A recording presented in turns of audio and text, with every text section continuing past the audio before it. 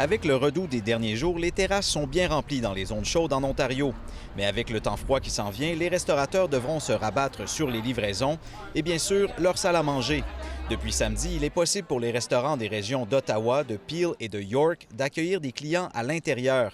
Pas plus de 50 personnes, sauf pour Peel, où la limite a été fixée à 10 personnes en raison du taux de transmission encore élevé.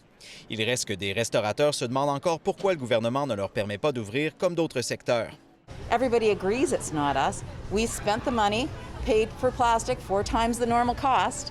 We did everything we had to do. We take the protocols seriously. All restaurants do. Les nouveaux cas ne sont pas dans les restaurants et on a suivi tous les protocoles sérieusement.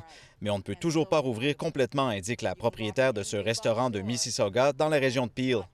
Questionné à propos du peu d'infections dans les restaurants vendredi, le premier ministre ontarien a souligné qu'il ne faisait que respecter les indications de la santé publique à cet effet. I absolutely despise closing businesses, but I have to keep the health and safety of this province moving forward.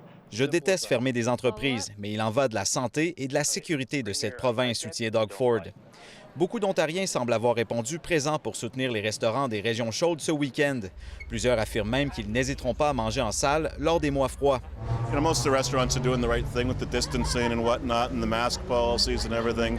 La plupart des restaurants prennent les mesures nécessaires. Il faut les soutenir, indique Brad Gilmore. Pour la ville de Toronto, à la demande de la mairie, il faudra attendre au 14 novembre pour pouvoir profiter d'un assouplissement des restrictions imposées, notamment aux restaurants, mais aussi aux salles d'entraînement. Rappelons qu'on voit en moyenne 1000 nouveaux cas de COVID par jour en Ontario et que les hospitalisations en lien avec le virus augmentent également. Ici Colin Côté-Paulette, Radio-Canada, Mississauga.